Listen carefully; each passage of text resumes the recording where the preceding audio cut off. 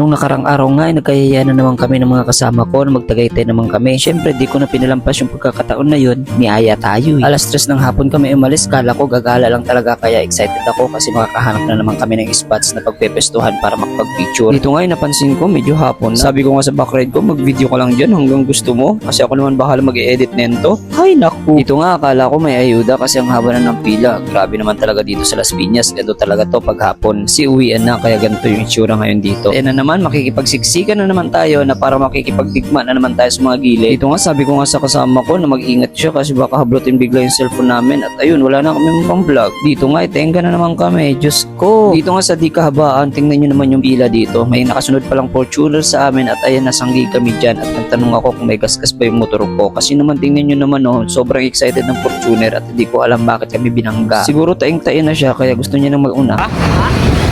Okay. Lima? Ha? Ewan ko, hindi ko pa nakikita yung sa ano eh. Buti walang gasgas si Bornet kasi kung may gasgas yun, hihinto ako. Syempre naman, malamang. Dito na pag-iiwanan na kami ng kasama namin kaya sinundan ko na siya kung saan yung daanan. Kaya ayan, tingnan nyo naman para kami nakakipagdigmaan sa daan. Siksik dito, dukdot doon. Ayun na yung kasama namin, ang layo na. Kasi pag hindi ka sisiksik, abutin ka ng siyam-siyam dito sa traffic. Grabe yung experience ko dito. Siniksik ko na si Bornet sa mga gilid para lang makasunod kami sa kasama namin. Kasi tingnan nyo naman na papag-iiwanan na kami. Oh my God. Syempre, kailangan natin itong gawin para makaabot tayo sa Tagaytay. Oh my God naman talaga. Bigyan mo nga ako ng isang paltik ng labi. Pak! Dito nga grabe pamulino pa lang kami. Tingnan nyo naman kasi yung traffic. Grabe yung usad dyan. Ayaw talaga umusa. Eto na naman kami makikipagdigmaan sa tayuan dito sa traffic. Di ko alam kung sinasadya ba ng kasama ko. PUV yan. Pataas ng ilong. Sa wakas nakatakas din kami sa kahapon. Tingnan nyo naman umusad din yung traffic. O diba tuloy-tuloy yung takbo. Pero maya-maya nito traffic again. Ayan huminto muna kami dito. Kaya syempre stoplight. Alam naman dumiretso ka. Di mapigrat ka dyan. Ayan medyo may bilis-bilis na yung takbo namin. Kasi tingnan nyo naman araw palubog na at paggabi na rin. Ayay nako. Dito tinatansya ko na yung oras. Medyo hapon-hapon na rin at tinatansya ko na yung takbo ng araw. Yata kami aabot. Kung ganito lang sana yung takbuhan mula Las Piñas papuntang Tagaytay, di sana maganda yung takbuhan namin papuntang Tagaytay. Hindi talaga kami aabutan ng gabi. Dito nga napansin ko mukhang nag-i-enjoy na yung kasama ko. Tingnan naman, papabilib pa yan. What a nice. O diba? Napakagandang helmet yan. Pusang tumitiklop. Siyempre sabi ko dyan, hindi lang dapat kami yung may video, dapat yung kasama din namin. O ayun sila. O diba? Napakagandang tanawin at napakagandang daanan. Kung ganito lang sana yung takbo, di sana nandoon na kami kanina pa. Kaso wala nabutan ng traffic na naman sa SM Bacoor. Bigaan na naman ang hita. Dito nga pagdating namin dito is nagpagas muna kami ng kasama ko at syempre ako din magpapagas din ako at syempre titingnan ko na rin yung motor ko sa likod kung may gasgas ba wala.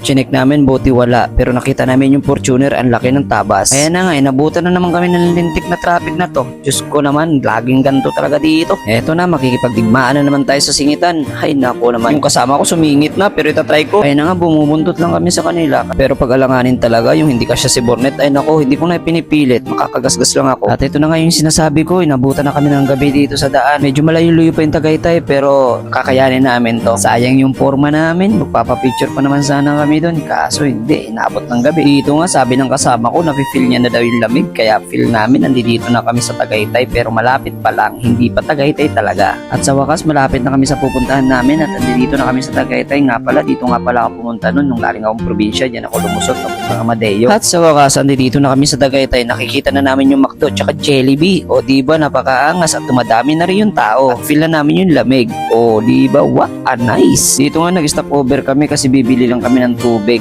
Yung kasama ko nagtatry-try na siya nagpapausok ng hangin niya sa bunganga pero wala talagang nalabas. Dito nga pala kami nag-standby sa 7-Eleven na kung saan dito na lang kami bibili ng tubig. Sa di kalaunan ay pupunta na daw kami sa spots na pupuntahan namin na kung saan sa Bulaluhan yung favorite daw na place nila yung lagi nilang pinupuntahan na kainan kasi sobrang sarap at mura daw. Kaya tara, samahan nyo kami. Napuntahan yun. Dito nga sa di kalayuan may nakikita na kaming kumikinang-kinang yung pala yung Ferris wheel na napakalaki dito sa Sky Ranch. O diba pasyalan rin pala to guys dito sa Tagaytay kaya sobrang labig na at napipil na namin yung klima. It's been a long time na dumaan kami dito kasi dati pumunta rin kami dito ng mga classmate ko na masyal lang at nagpicture-picture. O diba, thank you ma'am sa libre. Dati yun. Dito nga sobrang dilim at napansin ko yung Kagibonshin na kamay. Ang laki. Pag hinampas ka talaga nun, tutupi ka talaga sa walo. At ayan na nga, malapit na kami sa spots na pupuntahan namin. Matitikman ko na yung bulalo dito na napakasarap kasi nafe-feel ko kasi nag-signal light na yung kasama ko. It means liliko na kami niyan. O diba, napakaangas. At ayan na nga guys, guys, lumiko na yung kasama ko. Syempre susunod na tayo dyan at papasok tayo dito sa Malabulalu House sa Tagaytay na kung saan matitikman namin. Lagi daw nilang pinupuntahan dito pag dito sila pupunta. O diba? E di matitikman na namin yung kinakain nyo. Sana all. Dito nga guys, pag pupunta ka dito, syempre may parking lot din sila dito. Diba? Napaka-formal. Hindi masahasil yung customer kasi nga may parkingan din. Huwag na natin patagalin yan at binuklat ko na yung mahiwagang libro ng bulaluhan dito sa Tagaytay. At ayan na nga, nagpipili na kami. Syempre, napaka-affordable naman talaga dito at napakalinis tingnan. Katapos nga namin umorder at ayan na nga, nilatag na yung pagkain na in-order namin. O diba, napakaangas. At ayan, sa mahiwagang banga na yan, nandiyan yung kaputok-batok talaga na pagkain. O diba,